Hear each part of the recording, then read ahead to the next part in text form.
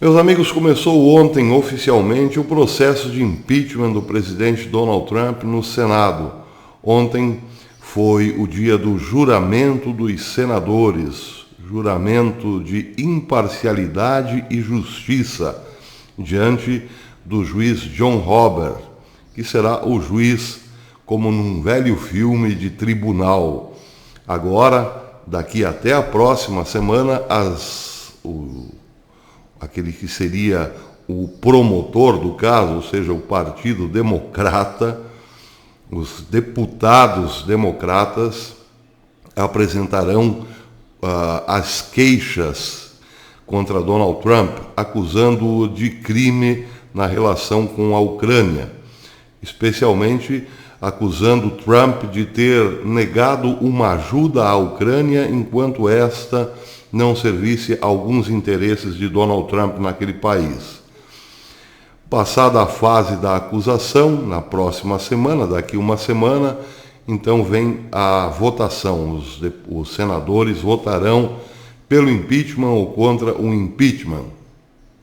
É preciso lembrar que no Senado os republicanos têm a maioria, diferentemente do que aconteceu na Câmara. E é bom lembrar também que na Câmara Baixa os deputados republicanos todos votaram contra o impeachment, mostrando uma grande união do Partido Republicano. No Senado, contudo, pode acontecer sim alguma ou outra defecção. Existe dentro do Senado uma certa animosidade por parte de um ou dois senadores republicanos contra Donald Trump, um pouco por conta da disputa interna pelo partido, a disputa política interna pelo partido. Mas dá-se já como certo que o processo realmente não passará. Agora, atenção, um detalhe. Uma vez votado o impeachment, Donald Trump poderá sair mais fortalecido do que qualquer outro presidente americano já esteve quando culpou, já foi quando culpou a Casa Branca. Donald Trump pode sair desse processo simplesmente imbatível. Bem, em relação a isso, já existem alguns comentários nos canais conservadores, nos canais de divulgação conservadores americanos, mas também em parte da grande mídia. Por exemplo, o Washington Examiner diz que é muito possível que Trump seja reeleito em 2020 e uma das causas, ou melhor, algumas causas apontadas pelo Examiner dizem o seguinte: as razões por que Trump pode ser eleito. 1. A economia. As previsões de que os Estados Unidos estão à beira de uma recessão não se confirmarão. Em vez disso, o desemprego permaneceu na maior baixa nos últimos 50 anos.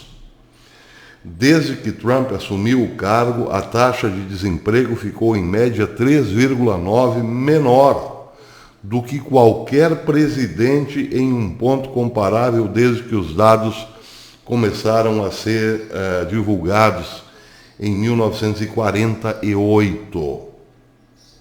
Dados recentes também prejudicam o argumento da esquerda de que os ganhos foram limitados ao máximo. Isso dificulta a execução de uma campanha de mudança diante de um desempenho econômico tão forte. Segundo motivo, política externa. Apesar das advertências democratas, a decisão de Trump de tirar de circulação o líder iraniano Qassem Soleimani não desencadeou uma guerra com o Irã, como previam os democratas. Ao invés disso, quando o Irã retalhou as bases americanas no Iraque sem causar baixas, Trump declarou prudentemente a vitória e evitou novas escaladas de violência. Até este ponto, em sua presidência, Trump interveio militarmente menos do que Barack Obama. Sob a liderança de Trump, os Estados Unidos também conseguiram reverter o Estado Islâmico, tirando de operação o seu líder, Abu Bakr al-Baghdadi. Terceiro motivo, o impeachment. O impeachment provou ser um grande fracasso para os democratas. Independentemente de como se sinta sobre os méritos do caso, politicamente falando, meses de notícias sobre o impeachment não mudaram significativamente a opinião pública. Em cerca de 45%, o índice de aprovação de Trump está dentro de um ponto em que estava em setembro, quando a presidente da Câmara, Nancy Pelosi, lançou audiências de impeachment. O apoio à remoção do cargo está fortemente correlacionado com os sentimentos, eu não posso usar o termo aqui, os sentimentos contrários a Trump dos democratas. Quarto motivo, os candidatos democratas não parecem prontos para enfrentar Trump. Enquanto os senadores Bernie Sanders e Elizabeth Warren assumiram posições políticas extremistas que serão um passivo em uma eleição geral, Biden tem mostrado sinais de que sua idade realmente avançou. Isso ficou evidente no debate democrata de janeiro, que será lembrado por Warren e Sanders se confrontando rispidamente. O ex-conselheiro de empregos verdes de Obama, Van Jones, lamentou a CNN após o debate. Quero dizer que essa noite foi desanimadora, o debate entre os democratas. Foi desanimadora para os democratas. Os democratas precisam melhorar, pelo que vimos esta noite. Um democrata falando do quanto foi ridícula o último debate entre candidatos democratas a candidato à presidência da República. Foi uma baixaria e ali se ouviram propostas como a de Sanders, por exemplo, abrir todas as fronteiras, tirar todos os guardas de fronteiras. Quem quiser entrar e sair dos Estados Unidos, tranquilo, não haverá mais fiscalização fronteiriça no meu governo, e coisas do gênero. Depois a briga com Elizabeth Warren sobre machismo. Foi uma coisa realmente pitoresca, para dizer o mínimo. E termina o Examiner dizendo que isso significa que Trump pode sim levar a eleição de 2020 não de barbada, mas certamente tem muita chance de vencer. Agora, a matéria mais interessante e gostosa de ler, os fãs de Donald Trump certamente vão se deliciar, está no Breitbart, foi postada ontem no Breitbart, escrita por John Nolte. A matéria intitula-se O Acordo Comercial com a China e 22 outras vezes que Trump fez os especialistas de tolos. A matéria é longa, vale a pena ser lida. Eu vou deixar aqui o link na descrição para quem quiser se deliciar. Mas Nolte diz, entre outras coisas, que Trump foi subestimado. Foi subestimado quando lançou o seu nome a candidato pelo Partido Republicano.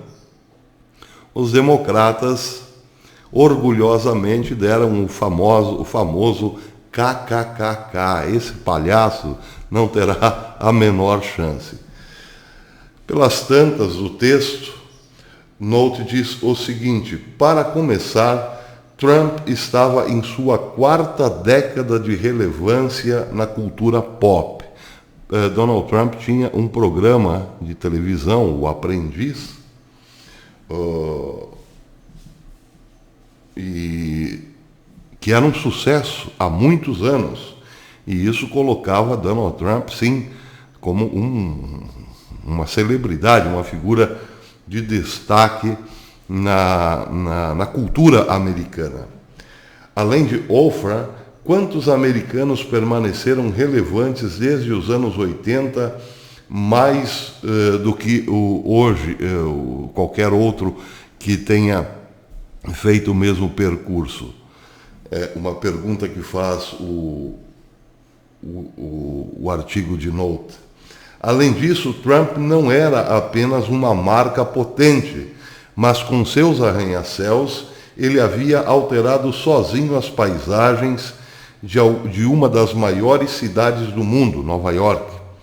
Havia voltado à beira da falência, tinha saído, ele chegou num determinado momento à beira da falência, mas saiu da falência para conquistar o mercado imobiliário de Manhattan, o mais competitivo e cruel do mundo.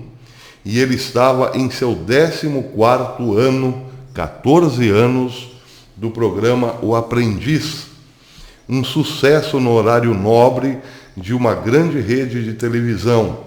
E, além disso, Trump também foi autor de um best-seller.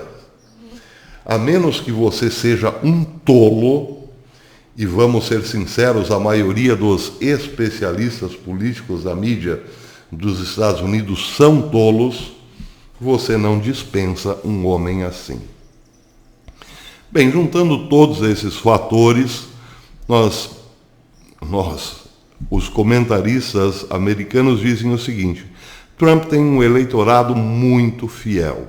Hoje tem um eleitorado de admiradores, profundos admiradores, que se manterão fiéis até o final.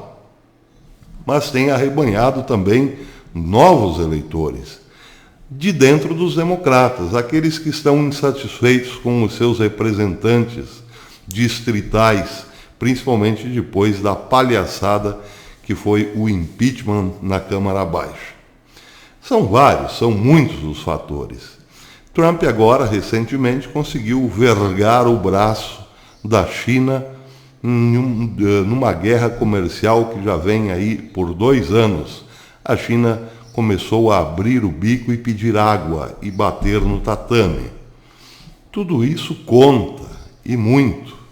E do outro lado, apenas se ouvem vozes dissonantes, gente muito irada que tenta fazer o que está mais ao alcance, acusar, bater em Trump, sem, no entanto, dar respostas objetivas para o seu eleitorado.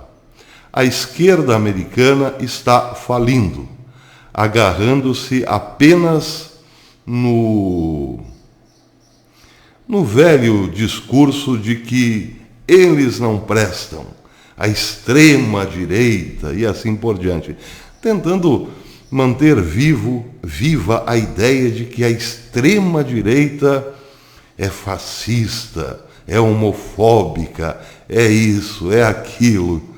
Mas o eleitorado já está cansando desse blá blá blá, porque vê um governo realmente eficiente. E via de regra, a esquerda tem a oferecer apenas pessoas ou já muito avançadas em idade, também com passados suspeitos, ou jovens inexperientes que nunca tiveram uma administração na mão. É o caso muito parecido com o Brasil. Bolsonaro tem sido muito atacado pela esquerda, mas quem a esquerda pode oferecer? Um apresentador de programa de auditório, cuja maior façanha foi ter criado o bordão loucura, loucura, loucura? Ou então um Dória, por exemplo, que não conseguiu terminar uma prefeitura de São Paulo não terminou o mandato que lhe deram para administrar a cidade de São Paulo, saiu daquela candidatura, ou melhor, daquela governança com o estigma de ter dado ração aos alunos da rede pública. Quem a esquerda no Brasil tem a oferecer? Um ex-presidente que tirou da boca do povo o pão para investir em ditaduras latino-americanas? Ou então uma ex-presidente que pensou, por exemplo, em estocar vento? Ou um recém-governador carioca que mal e mal consegue cuidar do seu estado sem experiência política? A esquerda padece de nomes, mas também padece de histórico, de currículo. E aí vem o desespero. É o que está acontecendo nos Estados Unidos. Trump pode ser impeachmentado? Sim, pode, tudo é possível. Os senadores votarão pelo sim ou pelo não, mas é improvável. E uma vez que termine esse processo, dando em nada, Trump sairá mais forte do que nunca. E aí, meus amigos, aí começará uma nova fase na geopolítica. Uma fase voltada especialmente, ou muito atentamente, para ditadores, como, por exemplo, Nicolás Maduro, Daniel Ortega, o Partido Cubano e outras cocitas más. Queira Deus. Até depois, amigos.